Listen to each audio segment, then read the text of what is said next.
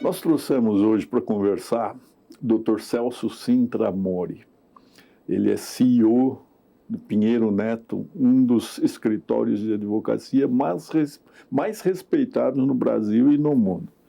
Doutor Celso, muito obrigado pela aquiescência em participar aqui da nossa conversa. É um prazer muito grande estar aqui. Na realidade, eu estou aqui como advogado, que é a única coisa que eu sou e fui a vida inteira. Eu estive durante algum tempo na administração do escritório Pinheiro Neto, em conjunto com outros, porque lá a administração é compartilhada.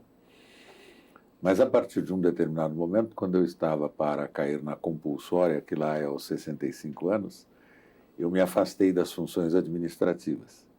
E aí fui convidado para ficar na atuação exclusivamente jurídica. E faço na administração apenas uma consultoria quando sou procurado. É um grande conselheiro com a experiência amealhada. Conta para os nossos jovens como é que foi seu encaminhamento para essa área do direito. Olha, cada vez que eu penso nisso, eu me proponho uma narrativa, porque às vezes a gente tem impulsos dos quais não se tem muita consciência. O encaminhamento para a área do direito, para todo mundo que realmente é vocacionado para isso, começa com um interesse pela sociedade, um interesse social. E muitas dessas coisas a gente traz de casa. Eu sou filho de pais bastante simples. Minha mãe era uma professora primária e meu pai era um pequeno agricultor. E os dois me deram as duas noções fundamentais que depois eu fui aprender em latim na Faculdade de Direito. O meu pai me ensinou uma regra fundamental que era dar a cada um o que é seu. Não importa quanto vai lhe doer, o que não é seu, não é seu, e o que é do outro deve ser reconhecido como do outro. E a minha mãe me ensinou uma regra de responsabilidade pelos meus atos. Quando eu ia perguntar para ela se eu podia fazer alguma coisa ou se eu não podia fazer alguma coisa, a resposta invariavelmente é: se você puder responder pelas consequências, faça. Se você não puder responder pelas consequências, verifique a quem essas consequências vão atingir e vá perguntar para essas pessoas. Na Faculdade de Direito, eu fui sentir a realização dessas coisas, né? Na Faculdade de Direito, eu tive professores, alguns muito bons, e você percebe que o mundo gira em torno do direito. Quando a gente fala em Estado de Direito, não é uma expressão vazia, não é uma frase pré-fabricada. Nós só conseguimos viver em sociedade, nós precisamos viver em sociedade dentro de um Estado de Direito, dentro de regras que sejam conhecidas e que sejam aplicadas de uma forma democrática, valendo as leis para todos. Sim. Agora você está mostrando, Celso, que o direito está impregnado de ética, né? Porque um direito que não tenha compromisso com a justiça, com a equidade, ele pode ser uma ferramenta até cruel, não é? Eu acho, Nalini, que a rigor, se a gente for verificar toda a regra de direito, antes de ser uma regra de direito, é uma regra ética. Primeiro, a sociedade percebe a necessidade de estabelecer uma determinada regra de convivência. Muitas vezes isto se aplica à sociedade na prática dos costumes. E aí, num determinado momento, você transforma aquela demanda ética numa regra jurídica, porque se uma parte da sociedade cumpria aquela regra e outra parte não cumpria, se transforma em lei para que todos cumpram. Sim. E, da mesma forma, também o lado negativo. Quando a sociedade adquire determinados costumes que sejam negativos para a sua convivência e para a sua sobrevivência, há, naturalmente, pelos princípios éticos, um combate a esses comportamentos que são antissociais. E para tornar esse combate, que nasce por uma demanda ética, mais efetivo, acaba se criando uma lei que proíba uma determinada conduta. Então, as leis que determinam uma certa conduta, elas normalmente são o revigoramento de um comportamento ético que a sociedade já percebia como necessário. E as leis que proíbem comportamentos são as inibições que a sociedade, também do ponto de vista ético, já percebia como necessárias, sob pena de comprometer a sobrevivência da sociedade. Você sabe, Onaline, que a gente olha para a sociedade em que nós vivemos e vê tantas coisas com as quais a gente não concorda, às vezes é uma questão de mero ponto de vista, mas às vezes é quase uma unanimidade, que você vê, por exemplo, a injustiça social. Né? Todos são iguais perante a lei, mas grandes países capitalistas têm 1% da população morando na rua. O Brasil tem, nas grandes cidades, 0,5% da população morando na rua. E alguém vai dizer, não, mas cada um tem que batalhar por si. Tem que batalhar por si, nós sabemos que isso é uma questão de oportunidade, porque a competição humana começa desde o nascimento, ninguém escolhe o lugar que vai nascer. O ponto de partida já é muito desigual. Muito desigual. E o direito é, no meu entender, aquela, eu não vou chamar de ferramenta, porque seria diminuir muito o direito, mas é um instrumento, é um mecanismo, é um meio pelo qual a sociedade consegue se organizar em direção a uma convivência civilizada e civilizatória. Né? Então, essa presença do direito é uma coisa que, uma vez sentida pelo jovem, pelo estudante, o encaminha naturalmente para um aprendizado teórico que vai ser obtido nas faculdades, algumas com mais eficiência, outras com menos eficiência, mas, de qualquer forma, eu acho que o direito não é simplesmente uma escolha profissional. Aliás, há uma discussão muito grande sobre o que são as vocações, mas eu acho que quando se opta pela profissão relacionada ao direito, só será uma escolha válida se antes se tiver feito no íntimo, uma opção pela justiça, né, por uma preocupação social de justiça, de igualdade, de convivência, de organização social. Agora, esse fenômeno da multiplicação dos cursos jurídicos, né? O Brasil tem mais faculdades de direito do que a soma de todas as outras que existem no restante do planeta. Não acha que isso prejudica um pouco a noção ética do significado do direito na vida de cada pessoa? Acho isso um fenômeno muito ruim, muito pernicioso, e acho que isso é uma coisa que a sociedade deveria refletir, conceber um projeto de retomada de rumos e executar esse projeto.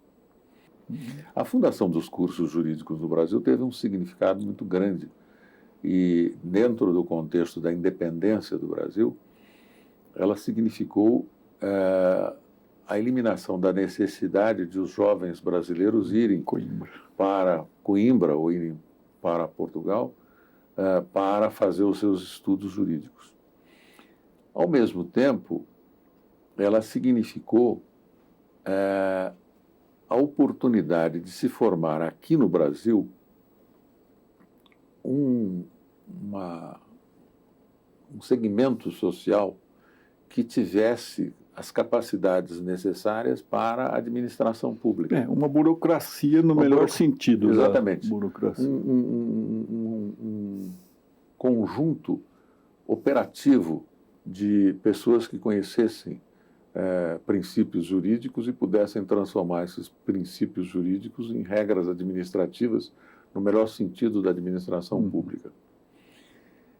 Acho que essa próxima chegada aí do bicentenário seria uma oportunidade para nós pensarmos exatamente isso. Sim. Os cursos jurídicos estão cumprindo a sua finalidade social, a sua finalidade histórica, estão cumprindo a sua finalidade constitucional de batalhar pela justiça, pela igualdade.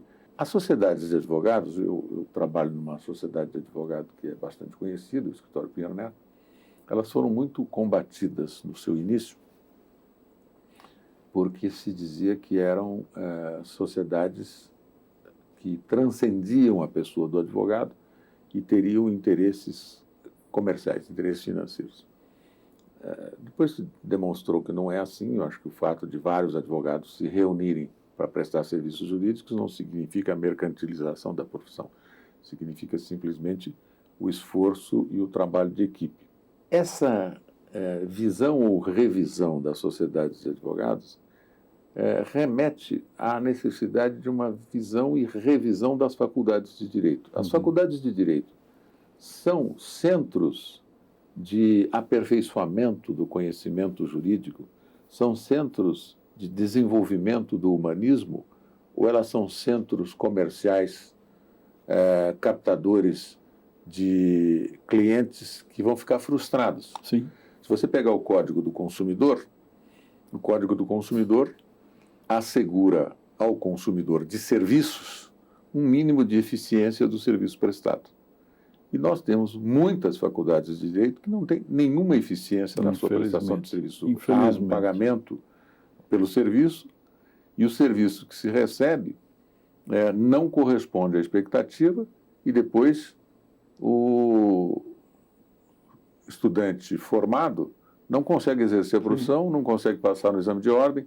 Mas sabe, Celso, eu leciono desde 1969 e sempre em duas faculdades. Uma, nicho de excelência, para conviver com colegas mais preparados, não é? Para ver como é que os ricos estudam, e uma faculdade periférica, que não precisa ficar numa periferia física, territorial, mas aquela que é aberta para estudantes pobres. E uma coisa que sempre me preocupou é verificar que o que interessa para esse estudante que teve uma educação fundamental muito carente, né, muito deficiente, o que interessa para eles é a obtenção do diploma, e a partir do 4º ano eles começam a contribuir pesadamente para a festa de formatura. E a festa de formatura, que no meu tempo, não sei no seu, nós fazíamos, era uma coisa artesanal, era uma comissão de formatura e a gente participava. Hoje não, são empresas contratadas que oferecem um jantar, um baile e uma viagem. E as famílias inteiras comparecem àquela cerimônia, as pessoas todas bem vestidas, investiram no comparecimento. Eu falei, e esse 6º ano? Nós vamos aumentar a legião dos frustrados que falam, eu fiz um curso e agora? Eu vou continuar fazendo aquilo que eu fazia? Então, eu sempre procurei falar para o aluno que não é a escola que faz ele, é ele que faz a escola. Exigir da escola que ofereça a ele o melhor possível. Estudar bastante sozinho, ainda que os professores não incentivem, né? Porque não seria ruim para o país que todos conhecessem direito, mas a gente prioriza o direito e esquece do dever, né? Essa é uma questão muito, muito interessante, que não se limita à área do direito, ela se amplia para várias áreas de conhecimento e para várias áreas de ensino, né? Teoricamente, se todo mundo chegasse à universidade e todo mundo tivesse nível universitário, seria uma maravilha. Agora, há pressupostos que são essenciais. Ninguém pode chegar numa universidade, por exemplo, num curso de direito, se não tiver um domínio da linguagem. Então, porque o direito é, por essência, uma profissão que exige... A nossa ferramenta é a palavra. A palavra. E a palavra tem inúmeros significados, às vezes a mesma palavra, às vezes não, frequentemente a mesma palavra, dita em tons diferentes, significa coisas diferentes, e às vezes os sinônimos não são sinônimos, eles são simplesmente conceitos correlatos, isso. Né? E o direito ensina, ou depende e ensina a precisão da linguagem, né? Porque quando você pega um tipo penal, por exemplo, só o que está escrito na lei é que compõe aquele tipo penal. Então, a ideia de que todo mundo possa ir para um curso universitário pressupõe que toda a população tenha um ensino fundamental muito bom e tenha um ensino médio também muito bom. Porque você só pode ter um telhado bonito e seguro, que não deixe vazar chuva, não desabe e tal, se você tiver paredes e alicerces muito resistentes. Não adianta nada você construir um telhado em cima de paredes vacilantes, paredes que tremem, podem cair. Pode ter sido até uma boa inspiração, uma ideia saudável, fazer todo brasileiro chegar à universidade. Mas que universidade, não é? Então, eu vejo uns fenômenos decorrentes dessa proliferação da faculdade de Direito, que vai acontecer com a medicina agora, conforme os médicos dizem, que é a excessiva judicialização. Eu sei que você é adepto da composição, que só vai para o contencioso quando realmente não há oportunidade de uma composição consensual, mas nós não priorizamos isso, não é, Celso? Voltamos um pouco ao ponto de partida. O direito, na realidade, é a ciência da comunicação e da convivência, né? O litígio é um acidente de percurso. O litígio não é um fim em si mesmo, né? E aprender isto, seja na teoria, seja na prática, exige uma dedicação muito grande e um devotamento aos princípios, né? Uma sociedade que pratique o princípio de dar a cada um o que é seu vai ter menos litígios. Uma sociedade em que as pessoas assumam responsabilidade por aquilo que fizeram ou aquilo que deixaram de fazer vai ter menos litígios. Os litígios são inevitáveis porque é da natureza humana um grau de imperfeição. Mas a percepção disso como um fenômeno social é uma coisa muito importante e a formação do advogado deve ser a formação da percepção dos fenômenos sociais. E como consequência dessa proliferação, que pode ter sido até uma boa intenção, qual é o curso mais barato? Qual é aquele que precisa só de um espaço físico e de alguém ali falando, né? Falavam de saliva e giz, né? Para escrever no quadro negro ou verde. Então, é a faculdade de Direito. Mas isso faz com que hoje o Brasil tenha, segundo dizem, 2 milhões de advogados, vários, não sei se milhões ou um número considerável de quem não passa no exame de ordem, que não é também uma coisa fenomenal em termos de dificuldade, né, Celso? O exame de ordem é uma coisa singela, não é? E você tem aquela injeção nas carreiras públicas. Então, o sistema justiça, ele passa a custar cada vez mais, porque são tribunais que são criados, são mais cargos de assistentes, mais cargos de escreventes e mais varas. E é uma coisa que vai até o infinito. Eu não sei se você vai se lembrar, quando você foi eleito presidente do Tribunal de Justiça, nós tivemos uma conversa de amigos e estávamos conversando sobre os desafios e aí você me dizia que eu não tinha ideia de que você, para qualquer providência administrativa que estivesse lá, ia lidar com alguma coisa, como o número que me veio na cabeça, eram 72 sindicatos ou associações diferenciadas, né? Quando a máquina judiciária se transforma num fim em si mesma, alguma coisa está errada. Agora, eu acho que o erro, ou pelo menos o acidente inicial, está na própria sociedade, que a sociedade demanda muito do judiciário. Outro dia eu conversava com um grupo de pessoas ligadas aí à Marinha, um grupo de pessoas muito querido, muito intelectualizado, e me pediam algumas informações, uma troca de ideias sobre como o Supremo Tribunal Federal, de repente, ganhou tanto protagonismo, né? E aí, a resposta que me ocorre é a seguinte: com a Constituição de 1988, que é uma Constituição prolixa, para não... E analítica, né? Analítica. É a segunda maior do mundo. Talvez analítica seja uma palavra melhor do que prolixa, mas é uma Não, mas Constituição analítica, também. ela não é uma Constituição sintética. Você tem muitas e muitas das relações sociais previstas em regras constitucionais. E nós tivemos uma desfuncionalidade do Congresso Nacional. Como nós não temos partidos políticos que sejam efetivamente partidos políticos, nós temos agremiações detidas por donos de que partidos, se servem dos fundões para sobreviver. Nós não temos um Congresso que funcione como um centro de debates, de ideias ou de confrontos de ideologias. Nós temos um Congresso que é muito movido a interesses individuais. É a tópica, né, que preside a atuação. É um Congresso do varejo. Quando Montesquieu dizia que o parlamento é a caixa de ressonância das aspirações populares, é o poder mais importante na formatação de Montesquieu, né? Porque era ali que o povo faz chegar às suas pretensões. Sem dúvida. E aqui? Mas nesse ambiente do Congresso que não é funcional e em que os interesses individuais prevalecem sobre os interesses coletivos, a judicialização é muito frequente.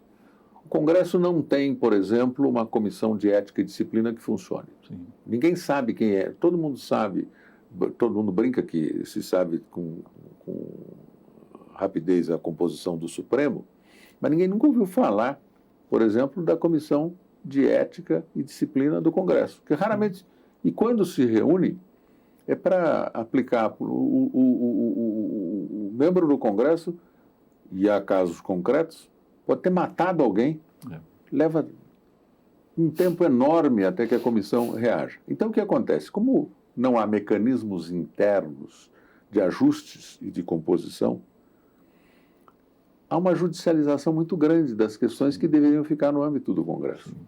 E o Congresso também foge do enfrentamento de questões polêmicas, né, Celso? Exatamente. Joga no colo do Judiciário. Joga no colo do Judiciário. O Judiciário não é um organismo que atue por iniciativa própria, ele atua quando demandado. Agora, quando demandado, não pode deixar de atuar. Sim. Mas isso tudo a propósito do que nós estamos dizendo, que a máquina judiciária, ela acaba se inchando e criando várias ineficiências, porque nós também temos uma demanda desordenada de serviços judiciários.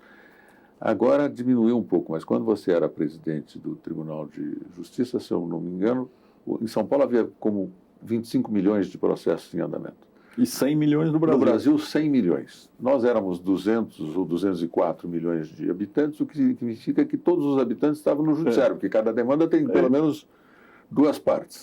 É a leitura que o mundo fazia. O resto do mundo fazia essa leitura. Quando a gente ia para encontros internacionais, mas todo mundo litiga. E a gente tinha que explicar. Não, o Estado, em suas exteriorizações, é o maior cliente. E até agora, em uma outra reunião, falávamos sobre isso. O Estado é um dos maiores clientes do Judiciário e nós ainda não evoluímos o suficiente para tratar no Judiciário o Estado como uma parte igual às partes privadas. O Estado goza de prerrogativas e privilégios, porque muitas vezes se confunde o que seja interesse público, que deve ser realmente prevalecente, com o interesse de governos. O interesse do governante não se identifica sempre com o interesse público. O interesse público fundamental é o cumprimento da lei. O interesse público básico, princípio de todos os outros, é o cumprimento da lei. Mas eu acho, voltando um pouco ao princípio, eu acho que, embora o ser humano seja muito movido pela lei do mínimo esforço, você tende a repetir os comportamentos anteriores para gastar menos energia, porque construir novos comportamentos consome mais energia. Eu acho que quem pretenda estudar direito tem que ter uma visão inovadora e tem que ter a consciência de que a sociedade se transforma todos os dias. E como a sociedade se transforma todos os dias, as regras jurídicas, as regras de convivência, o Estado de Direito precisa estar atento àquelas transformações que quer inibir ou aquelas transformações que quer incentivar. Você entrou numa vereda importantíssima, Celso, porque nós estamos aí numa mutação extraordinária, profunda da estrutura de convivência com a quarta revolução industrial. Dizem que já a quinta já está em andamento, né? Então, as modificações são extremas, não é? Se a gente pensar o que era 20 anos atrás, a sociedade, e isso tem que chegar à justiça. Às vezes chega muito lentamente, nós vamos só agindo reativamente, mas você sentiu que isso já modificou, né? Você falou de duas coisas aí que são assim, temas apaixonantes. A gente poderia ficar conversando várias horas, porque é o seguinte, muita gente olha para o judiciário e fala, não, o judiciário está isento de culpa de qualquer coisa que aconteça na sociedade, porque o judiciário olha o passado. Não é verdade. O judiciário olha para o passado, mas com que propósito? De pacificar o presente e estimular ou inibir comportamentos para o futuro. Então, o judiciário é atemporal. O judiciário olha para o passado para pacificar o presente e para determinar orientação, princípios, parâmetros para a ação futura. Isso deveria ser a missão das escolas da magistratura, que infelizmente elas escapam ao ideal e ficam fazendo cursos sobre a nova lei, é sempre mais do mesmo, né? E você falou de uma outra coisa aí, que nós estamos aí numa nova revolução industrial, e as pessoas ainda não se dão conta de que esta é uma revolução mais transformadora do que qualquer outra, porque nós estamos fazendo uma revolução industrial que coincide e se soma a uma revolução biológica. Na perspectiva da indústria, você vê o computador.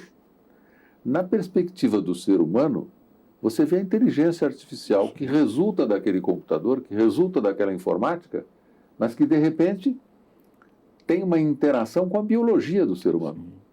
Nós hoje temos questões, inclusive éticas, né, de saber onde vai ser, se é que vai haver algum limite entre a revolução industrial e as intercorrências com a biologia humana. Até que ponto a máquina vai substituir, até que ponto a máquina vai conviver, até que ponto a máquina vai simplesmente estar complementando as atitudes humanas. E há um perigo imediato que outros países já verificam, né, que é a inteligência artificial se encarregando de profissões que hoje são tradicionais, né? Disse que na França aplicativos redigem contratos, fazem sentenças.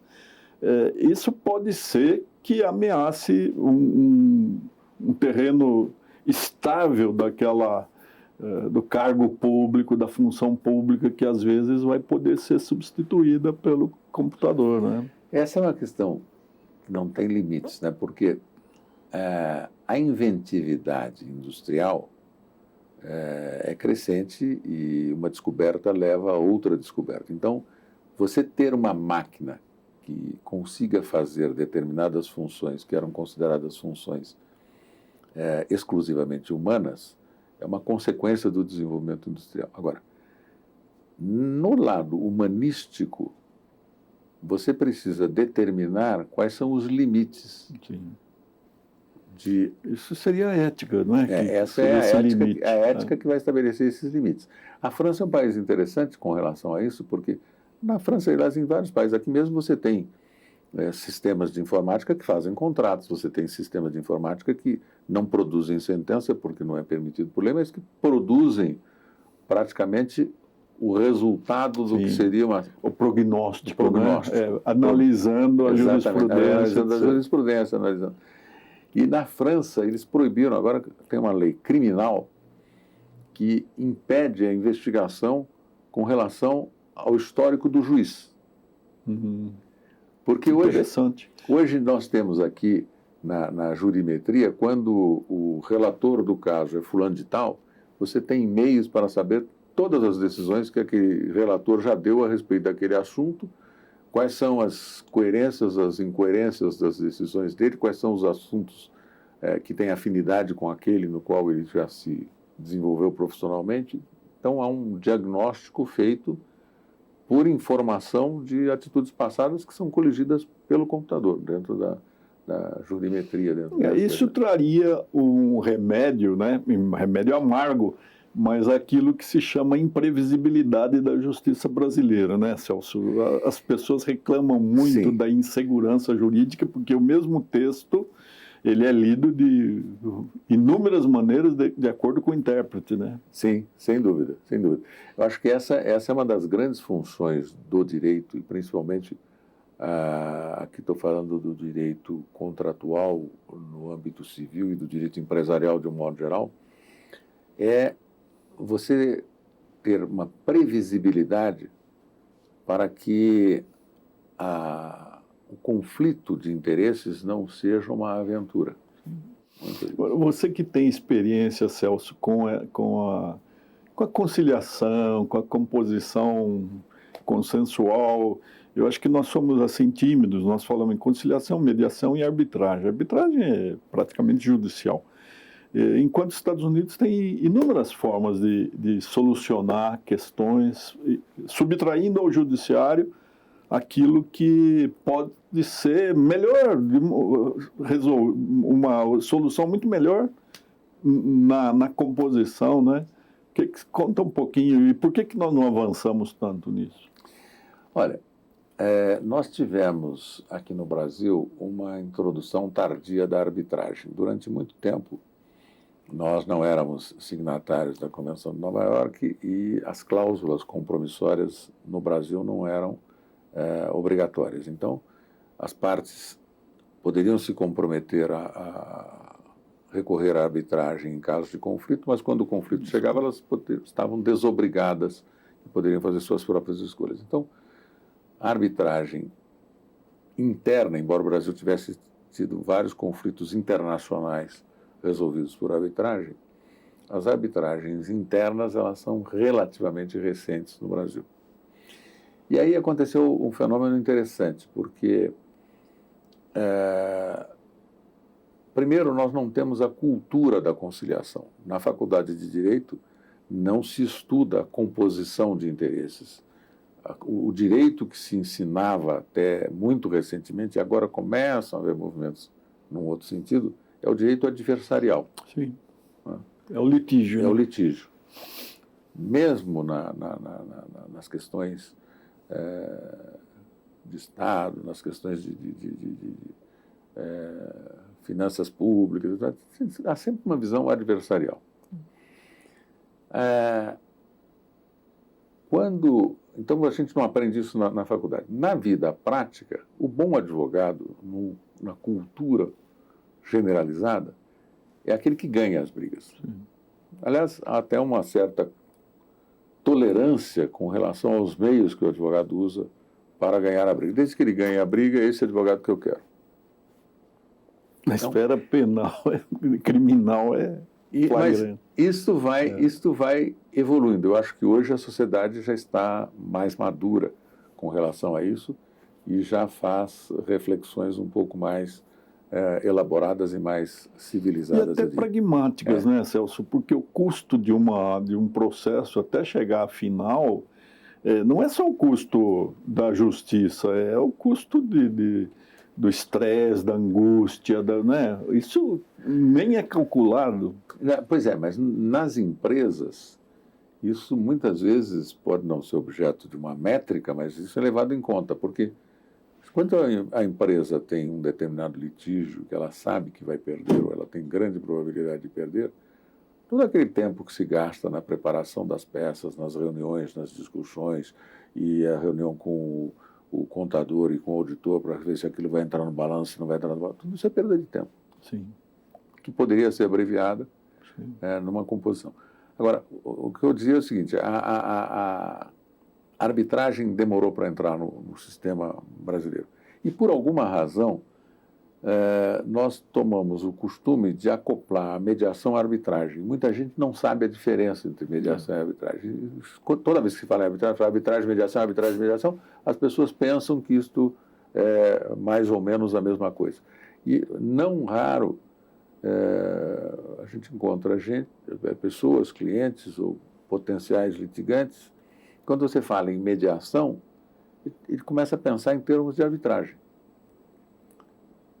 E aí é necessária toda uma educação do cidadão para qual é realmente o significado da mediação. E para os advogados, com os advogados, também há um preconceito. O advogado tem um sentido prático na vida, ele precisa ganhar honorários para sobreviver e tudo mais. E muitas vezes os advogados acham que se a causa for mediada, que ele não vai ser devidamente remunerado. É um engano, no meu entender, muito grande. Porque a melhor remuneração que o advogado possa ter é a construção da sua reputação. Sim. Porque é a reputação que traz o próximo caso. A mediação, eu acho que ela tem 3 vantagens que são insuperáveis. Primeiro, porque na mediação são as partes que dizem aquilo que elas são capazes de aceitar, o que elas estão dispostas a aceitar. Ninguém está impondo nada às partes. Isso é uma coisa.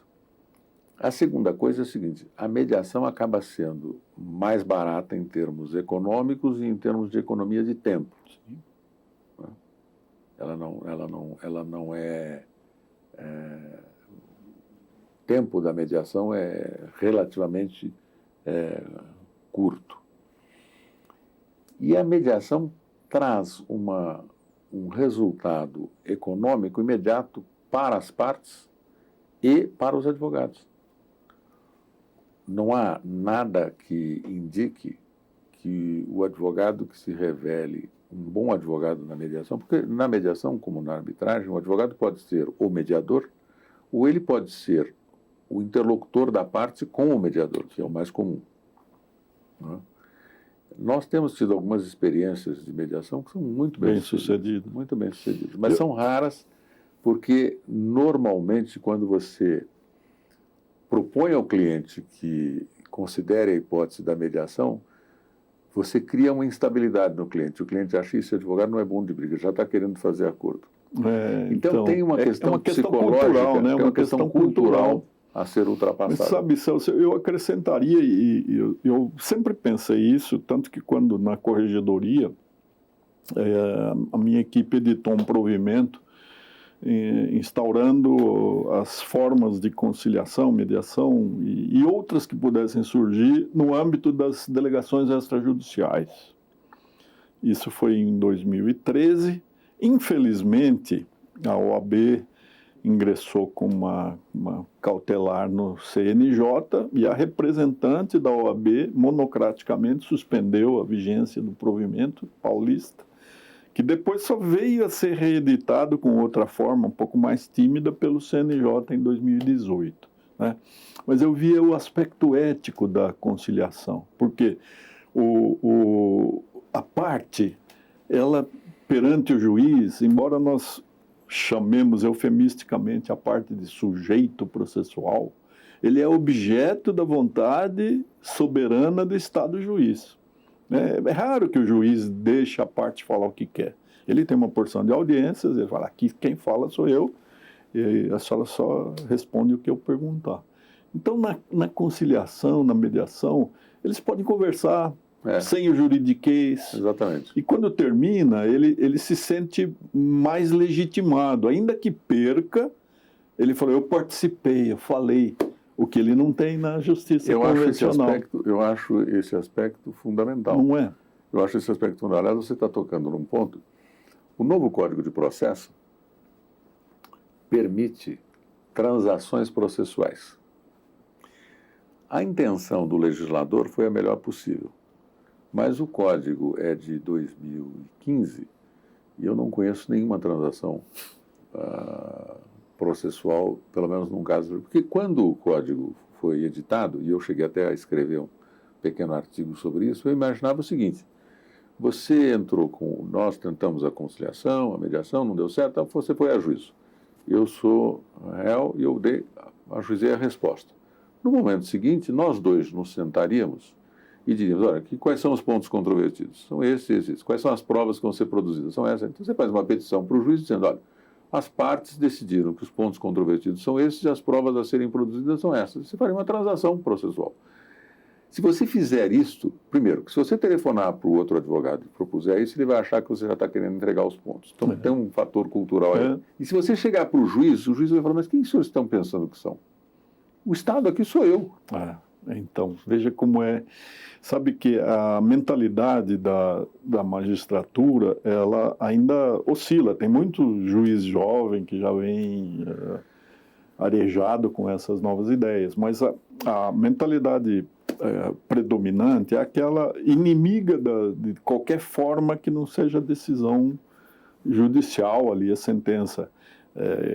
Eu sou testemunho disso. Quando ingressei na magistratura, não havia escola da magistratura, mas os desembargadores, eles queriam orientar, né? E falavam, não perca tempo com conciliação, porque o tribunal vai achar que você não quer trabalhar.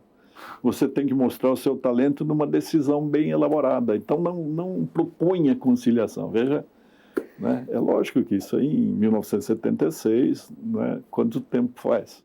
Mas, Celso, nós temos assistido a uma migração de algumas atribuições do judiciário para esse setor extrajudicial.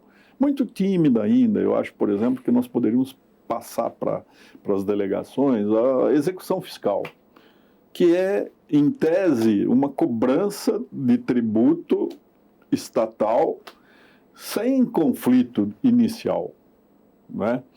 E, enquanto isso, nós temos todos os tribunais repletos de execuções fiscais, o que justifica até a criação de tribunais que não seriam necessários, né? Enquanto que o setor extrajudicial foi uma estratégia muito inteligente do Constituinte de 88. Ele delega a atividade estatal, não coloca um tostão, ao contrário, ele leva um percentual considerável dos emolumentos que são a remuneração do usuário. Eu não tenho ideias definitivas a respeito de uma execução extrajudicial, porque nos projetos que eu tenho visto, a execução ela é extrajudicial apenas enquanto ela não é resistida. Sim. No momento em que ela é resistida, se judicializa, e aí com o inconveniente de que você fica com uma triangulação. As partes falam com o juiz através do tabelião, através do órgão encarregado da cobrança, o que não me parece bom. E quando eu olho para a execução de um modo geral, eu não acho que as partes, pelo fato de terem sido intimadas por alguém fora do judiciário, vão concordar em pagar. A ação monitória veio com esta suposição de que, uma vez notificado o devedor, mesmo que não existisse um título pré-constituído contra ele, viria. Nunca vi ninguém chegar numa ação monitória e falar, devo mesmo, pago, está aqui. Todas as ações monitórias se transformavam praticamente em ações ordinárias de cobrança com as suas peculiaridades. Então, eu tenho muito receio da cobrança, da execução extrajudicial. Porque a execução pressupõe uma resistência e a resistência pressupõe um poder estatal de vencer essa resistência. Sim.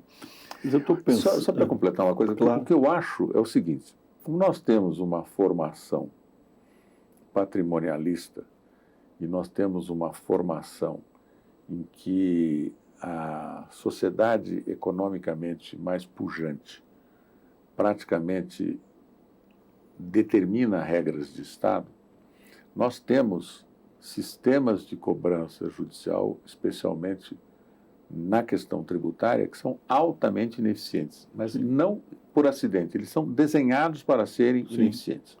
Você tem cartórios, uns anos atrás, fiz um cartório em Curitiba, tinha 80 mil processos para um juiz só. 80 mil processos.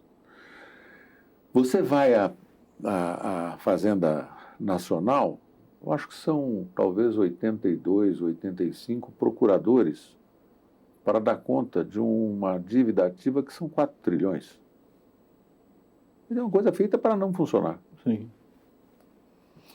Tentou-se, né, fazer um ranking dos maiores devedores e tal, mas eu estou pensando, pela minha experiência, que talvez possa ser míope, Celso, eu via no final do ano, dezembro principalmente, nos 645 municípios de São Paulo, os cartórios judiciais eram abarrotados de milhares de certidões de dívida ativa, das quais uma grande parte tinha endereço errôneo, parte que já havia falecido, e essa verdadeira massa falida ficava ali movimentando os oficiais de justiça, os juízes, que tinham que mostrar produtividade para o CNJ.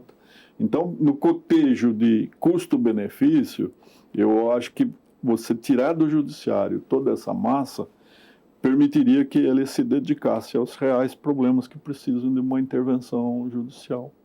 Não, você tem razão num aspecto. Eu não sei se foi na sua gestão. O Ministério Público teve a má ideia aqui em São Paulo de notificar prefeitos e administradores municipais, dizendo que se eles não judicializassem as questões, eles iriam ser processados por improbidade. Sim. E aí aconteceram cidades aí com, de repente, 90 mil execuções, nessas circunstâncias que você está descrevendo, de gente que não tinha endereço, que não tinha patrimônio, que, enfim, uma solução para o problema suposto da improbidade, que não era uma solução, criou-se um problema muito maior. São dívidas de alguns reais que coloca a máquina judicial inteira para trabalhar. Então, do que você está falando, eu acho que antes de judicializar uma cobrança, uma execução, talvez se possa pensar em muitos outros mecanismos que o administrador público possa usar para efetivamente conseguir cobrar. Não sei quais seriam as participações dos cartórios nisso, mas no final, quando houver uma resistência empedernida ao pagamento, vai acabar no judiciário. Sim, sim. Agora, você sabe que o resultado da cobrança da execução fiscal é pífio, né? É nenhum, quase. Como também são pífios, se você considerar estatisticamente falando, os programas de refis. Sim. Quando você pega perto do que é a dívida ativa do ente público, você pega um programa de refis, raramente um programa de refis recupera 2%, 3% da dívida daquele momento. Mas é o que eu digo, muitas dessas coisas são feitas para não funcionar. Sim. Agora, nós estamos falando de lege ferenda. A execução fiscal ainda tem muita discussão e há resistência de ambos os lados.